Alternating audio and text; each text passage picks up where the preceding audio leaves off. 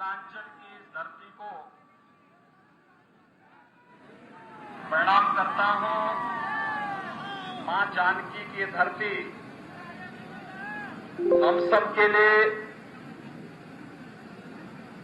अयोध्या की तरह ही पवित्र है।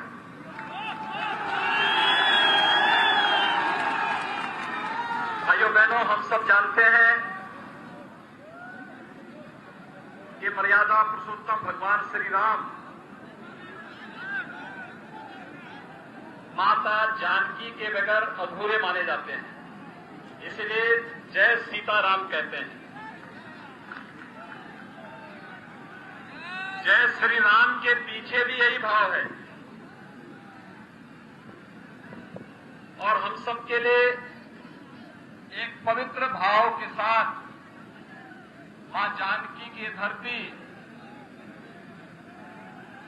उसी आस्था और उसी श्रद्धा की प्रतीक होने के नाते मैं सचमुच अपने आप को बहुत गौरवशाली मानता हूं और आनंद की अनुभूति कर रहा हूं कि मां जानकी की इस पावन धरती पर आकर के आप सबके साथ संवाद बनाने का मुझे एक अवसर प्राप्त होना है।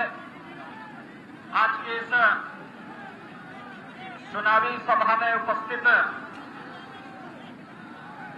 भारतीय जनता पार्टी के आज के इस मंच पर उपस्थित हमारे प्रत्याशी श्रीमान नीतीश मिश्रा जी, राजनगर से प्रत्याशी श्रीमान रामप्रीत पासवान जी, माननीय सांसद झंझारपुर श्रीमान रामप्रीत मंडल जी, पूर्व सांसद और हमारे साथ संसद में रहकर के जिन्होंने बिहार की और इस क्षेत्र के विकास की आवाज को बड़ी प्रखरता के साथ उठाते थे, सम्मानित श्री मंगलीलाल मंडल जी, श्री राम जन्मभूमि मंदिर के लिए 1989 में जब पहली बार शिलान्यास का कार्यक्रम संपन्न हुआ था तो इसी माटी के सपूत पूर्व सांसद श्री कामेश्वर चौपाल जी को यह सौभाग्य प्राप्त हुआ था। आज वे यहां पर हैं, मैं उनका हृदय से अभिनंदन करता हूं। भारतीय जनता पार्टी के अध्यक्ष सियाराम शाह जी, जिला प्रभारी जन्मेजय सिंह जी, प्रदेश मंत्री प्रवीण दास दाती जी, मुन्ना भंडारी जी, राम सुंदर यादव जी, सहदेव शाह जी,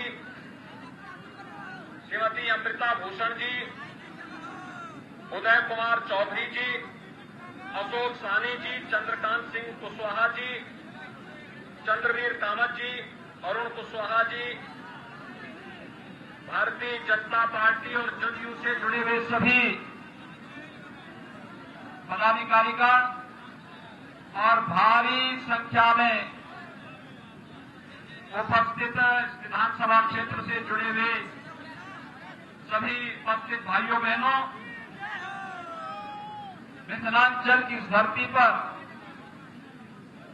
मां जानकी की इस पावन धरा को कोटि कोटि नमन करते हुए मैं आप सबका हृदय से अभिनंदन करता हूं।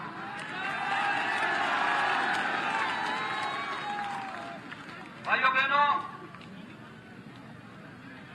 यह वर्ष हमारे लिए अत्यंत महत्वपूर्ण है। महत्वपूर्ण इसलिए पूरी दुनिया कोरोना के सामने पस्त है, लेकिन बिहार चुनाव में इतना मस्त है कि कोरोना स्वयं ही यहां पस्त है।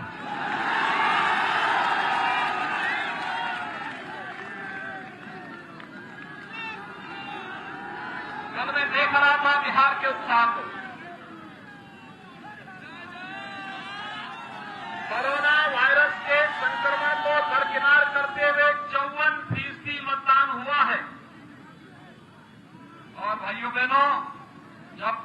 नवंबर को दूसरे चरण का मतदान होगा तो इस मतदान के प्रतिशत को 70% तक पहुंचाने की आवश्यकता है।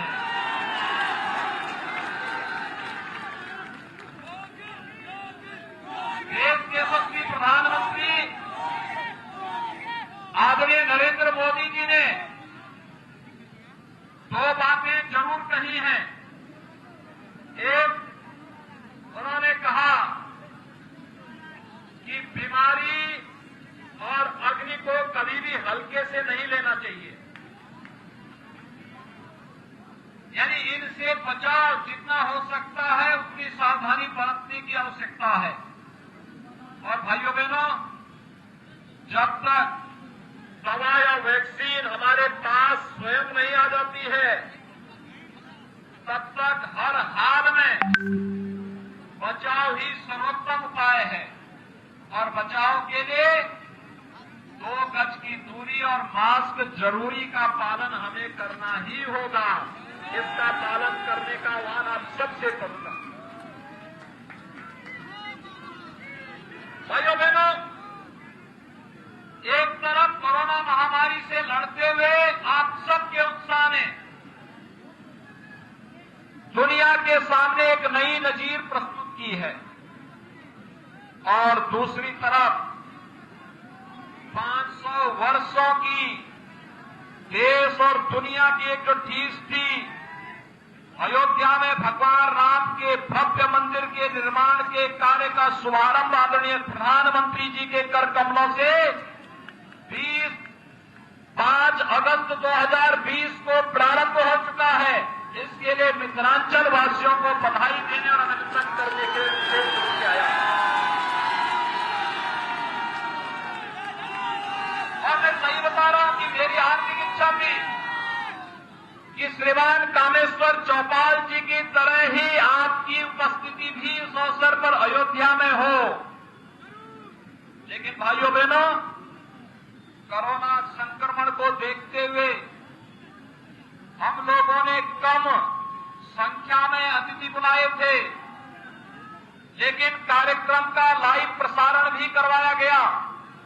और हम लोगों की हार्दिक इच्छा होगी कोरोना को परास्त करके अयोध्या में भगवान राम का भव्य मंदिर का निर्माण करके हर मिथिलांचल वासी अयोध्या में आकर के राम जानकी का दर्शन करके अपने जन्म और जीवन को पूर्ण अर्जन का भागीदार बनाए। इस दृष्टि से आपको अग्रिम आमंत्रण देने के लिए भी आपने विशेष रूप से यहां आया। मां जानकी की कृपा से धरती बड़ी पवित्र धरती है। देश और दुनिया को अनेक विद्वान और अनेक महारथी जीवन के अनेक क्षेत्र के इस धरती ने दिए हैं। भाइयों बहनों, स्वाभाविक रूप से एक स्वाभाविक आकर्षण देश और दुनिया का इस धरती के प्रति जुड़ता है। राज्य व्यवस्था का संचालन कैसे होता है, मिथिला उसका एक उदाहरण है। महाराज मिथि से प्रारंभ चली परंपरा इस रूप में आदर्श राज्य के संचालन का आदर्श बनती है। और वही तो कार्य आज प्रधानमंत्री मोदी जी के नेतृत्व में भारत की सरकार और नीतीश कुमार जी के नेतृत्व में बिहार की सरकार वही कार्य करते हुए देश और दुनिया के सामने नए नए मानक और नए नए आदर्श बनाते जा रहे हैं। भाइयों बहनों, पूरी दुनिया कोरोना से त्रस्त है, लेकिन भारत के अंदर प्रधानमंत्री मोदी जी के नेतृत्व में लिए गए समयबद्ध निर्णय और देश के व्यापक इनमें उठाए गए कदमों ने आज भारत को एक सुरक्षित स्थिति में पहुंचाया है। कोरोना कालखंड में गरीब कल्याण पैकेज की घोषणा करके 80 करोड़ लोगों को देश के अंदर खाद्यान्न की गारंटी देना, जनधन अकाउंट धारी माताओं के अकाउंट में धनराशि हर महीने उपलब्ध करवाने की व्यवस्था करना, प्रधानमंत्री किसान सम्मान निधि से जुड़े हुए किसानों के खाते में धनराशि सीधे उपलब्ध करवाने की व्यवस्था करना, और यही नहीं, आत्मनिर्भर भारत पैकेज के अंदर 20 लाख करोड़ रुपए का पैकेज देश के अंदर अलग अलग क्षेत्र को देकर के कोरोना के खिलाफ देश की लड़ाई को जिस प्रभावी ढंग से प्रधानमंत्री मोदी जी ने आगे बढ़ाया है, भाइयों बहनों, ये हमारी सबसे बड़ी ताकत है। और दुनिया आश्चर्य और विस्मय की निगाहों से देख रहा है कि इतनी बड़ी आबादी, 135 करोड़ की आबादी को प्रधानमंत्री नरेंद्र मोदी जी ने कैसे सुरक्षित स्थिति में पहुंचाने का कार्य किया है। भाइयों बहनों, आज परिवर्तन देखने को मिल रहा है। याद करिए, 15 वर्ष पहले बिहार की स्थिति क्या हो गई थी। बिहार के नौजवानों के सामने पहचान का संकट आया था,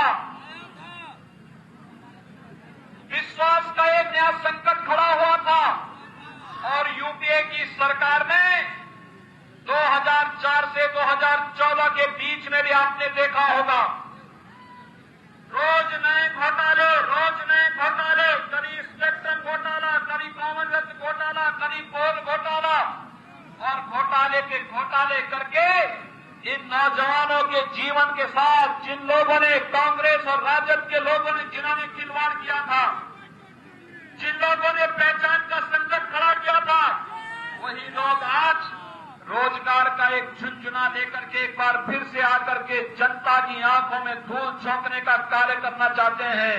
इसलिए भाइयों बहनों, बिहार की ऊर्जा का लोहा देश और दुनिया मानती है। इनके इस रोजगार के झुनझुने में जाने की आवश्यकता नहीं। हम सब इस बात को जानते हैं, पहचानते हैं। ये लोग धोखा करने वाले लोग हैं। इन्होंने देश के साथ धोखा दिया। इनके लिए तो देश महत्वपूर्ण नहीं, समाज भी महत्वपूर्ण नहीं, इनके लिए स्वयं का परिवार महत्वपूर्ण है। याद करिए भाइयों बहनों, मैं आपसे पूछना चाहता हूं, भारतीय जनता पार्टी में एक सामान्य कार्यकर्ता भारतीय जनता पार्टी का राष्ट्रीय अध्यक्ष हो सकता है,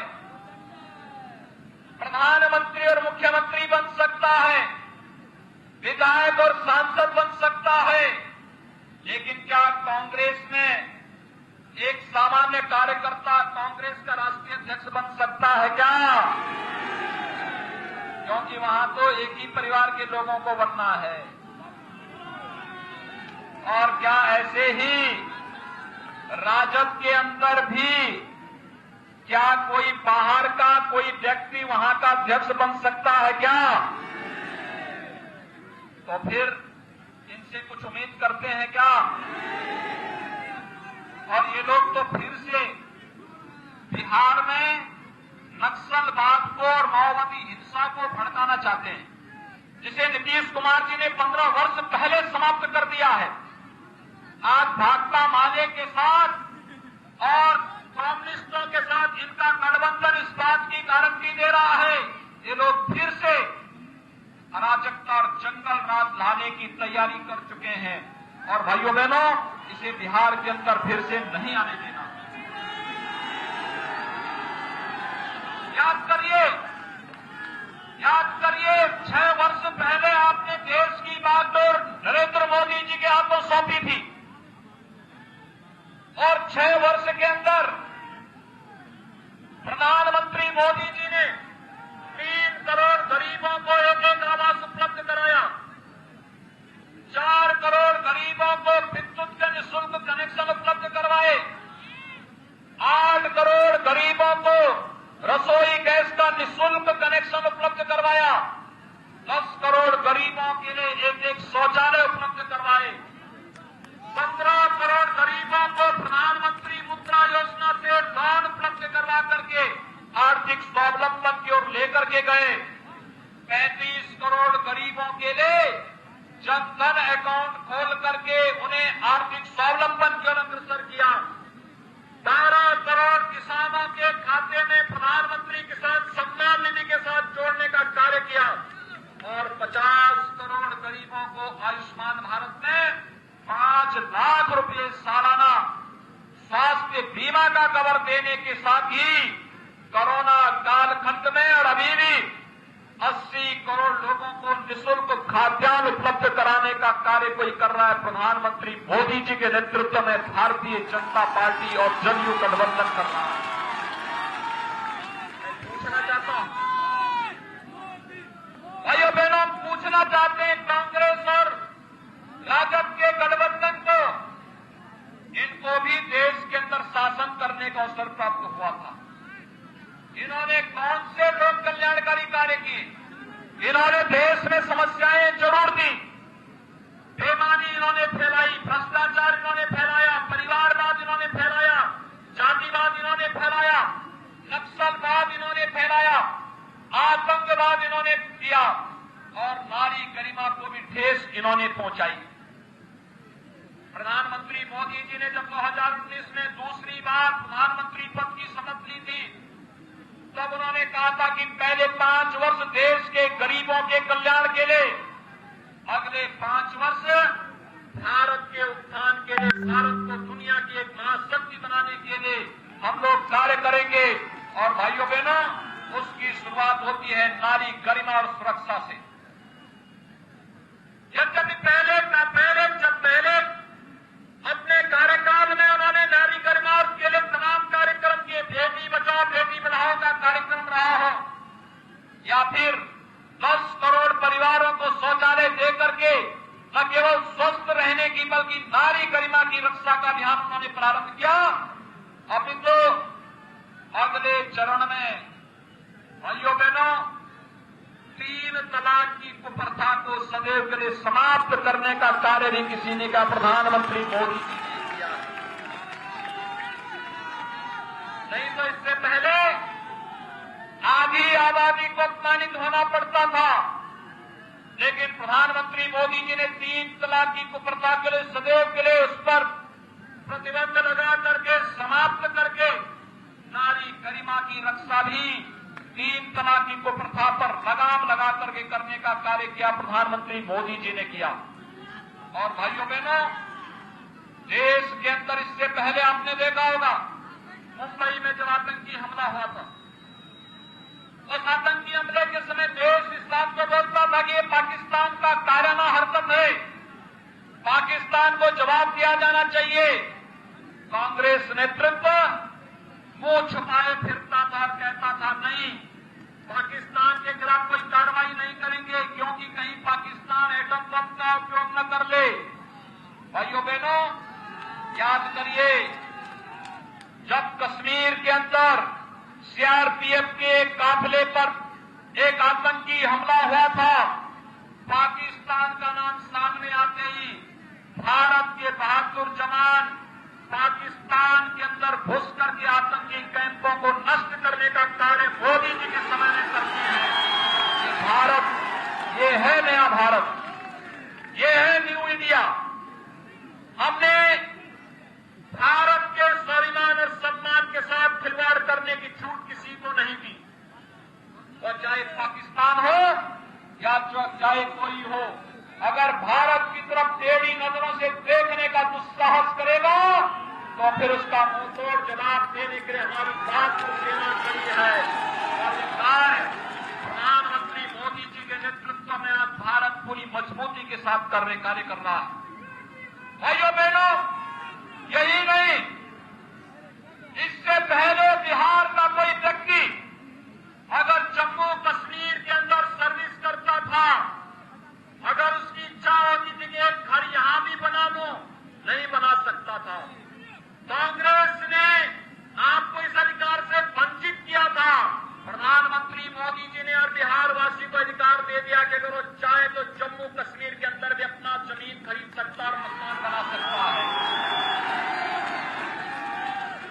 कश्मीर से धारा 370 को सदैव के लिए समाप्त कर दिया और आतंकवाद की ताबूत पर अंतिम कील ठोकने का कार्य भी कर दिया है। और भारत की धरती पर आतंकवाद के लिए नहीं, नक्सलवाद के लिए नहीं, अब विकास के लिए भारत की धरती जानी जाएगी और विकास के लिए अच्छे सोच के लोग राजनीति में आने चाहिए। इसी जिससे विधानसभा के चुनाव में हम सब आपके बीच आए हैं। भाइयों बहनों, आपने देखा होगा पिछली विधानसभा चुनाव में अगर नीतीश मिश्रा जी को आपने 1000 वोट और बढ़ा करके दे दिए होते तो वे फिर से यहां के विधायक होते। लेकिन 2015 की चूक का बदला लेने का अवसर आपके पास है 2020 में। भाइयों बहनों, उस चूक को, क्योंकि बहुत अच्छी लड़ाई आप लोगों ने लड़ी थी, लेकिन मतदान का प्रतिशत आप थोड़ा और बढ़ा देते तो वह कई हजार वोटों से चुनाव जीत करके यहां से चले गए होते। और भाइयों बहनों, इसीलिए आज हम सब आपके बीच में आए हैं कि भारतीय जनता पार्टी ने अपने 2 सहयोग के प्रत्याशी आपके बीच में दिए हैं। भारतीय जनता पार्टी जदयू का जो गठबंधन है ये एनडीए के रूप में आपके बीच में आया है और एनडीए एक भारत श्रेष्ठ भारत की परिकल्पना को साकार करने वाला, विकास को प्राथमिकता देने वाला, राजनीति की धुरी को बदल करके जाति मत मजहब के आधार पर, क्षेत्र भाषा से हटा करके, इन सब से अलग हट करके हमने गांव को, गरीब को, किसान को, नौजवान को, महिलाओं को और समाज के प्रत्येक तबके को विकास की मुख्य धारा के साथ जोड़ने का कार्य किया। मकान दिए गए, शौचालय दिए गए, विद्युत और रसोई गैस के कनेक्शन उपलब्ध कराए गए, आयुष्मान भारत के कार्ड उपलब्ध कराए गए। क्या किसी की जाति, किसी का मत, किसी का मजहब, किसी का क्षेत्र, किसी की भाषा देखी गई? क्या सबको दिया? सबका साथ, सबका विकास। हमने सबके हित के लिए कार्य किया। भाइयों बहनों, जब सबके हित के लिए कार्य किया गया तो वोट भी तो सबका मिलना चाहिए, मिलना चाहिए। आप सभी सहमत हैं? सभी लोग सहमत हैं और इसीलिए आज आपसे अपील करने के लिए आया हूं। भाइयों बहनों, जो कुछ भी भारतीय जनता पार्टी ने कहा था वो करके दिखाया है। हम पे ये आरोप लगता था कि अयोध्या में मंदिर नहीं बना रहे हैं, अब तो वह कार्य करके भी आ गए। इसलिए इससे पहले ही हमारा संकल्प जो था, हम लोगों ने तो कामेश्वर चौपाल जी को आपके बीच में पहले भेज दिया था और इसीलिए मिथिला के ही एक सपूत से कि देश के अंदर हमारे यहां कोई भेदभाव नहीं। 1989 में कामेश्वर चौपाल जी के हाथों से राम जन्मभूमि की पहली शिला रख दी गई और प्रधानमंत्री मोदी जी के करकमलों से मंदिर निर्माण का कार्य भी शुभारंभ करके मैं मिथिलांचल की धरती को प्रणाम करने के लिए स्वयं यहां पर उपस्थित हुआ हूं। भाइयों बहनों, ये हम सब के लिए गौरव का क्षण है। 500 वर्षों की जो तमन्ना थी, जो तीस थी कि हमारे आराध्य भगवान श्री राम का भव्य मंदिर का निर्माण अयोध्या में हो, वह सपना साकार हुआ है और उस सपने को साकार कराने के लिए हम प्रधानमंत्री मोदी जी के आभारी हैं और मैं आप सभी मिथिलांचल वासियों का अभिनंदन करता हूं। इस अवसर पर ये मिथिलांचल वासियों के लिए भी गौरव का क्षण है। भाइयों बहनों, इस अवसर पर मेरी आप सबसे अपील है कि भारतीय जनता पार्टी ने अपने प्रत्याशी आपके बीच दिए हैं। भारतीय जनता पार्टी ने झंझारपुर से श्री नीतीश मिश्रा जी को अपना प्रत्याशी बनाया है। एक प्रतिष्ठित परंपरा और परिवार से होने के साथ ही बिहार सरकार में मंत्री के रूप में उनकी उल्लेखनीय सेवाओं के लिए भी एक पूरा क्षेत्र उनके प्रति एक वोट के माध्यम से अपना सहयोग देकर के उनके पिछले कार्यों पर भी मुहर लगाने का कार्य करेगा। और भाइयों बहनों, यही नहीं, भारतीय जनता पार्टी ने राजनगर से श्री रामप्रीत पासवान जी को अपना प्रत्याशी बनाया है। इनमें सिटिंग विधायक भी है और साथ साथ वर्तमान में पार्टी के प्रत्याशी के रूप में भी आपके बीच में है।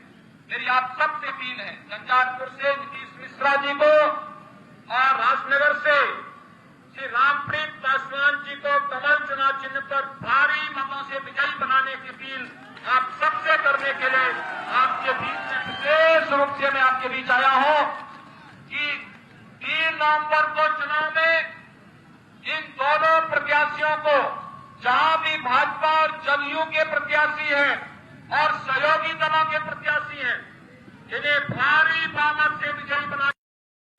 आज के समय में कोरोना से बचते हुए हम सब पूरी ताकत के साथ उन्हें जिताने में अपना योगदान दें। बिहार के विकास और सुशासन के मॉडल को आगे बढ़ाने की आवश्यकता है और ये नीतीश कुमार जी के नेतृत्व में ही बिहार आगे लेकर के जाएगा। यही अपील करते हुए मैं वाणी को देता हूं विराम। जय जय श्री राम।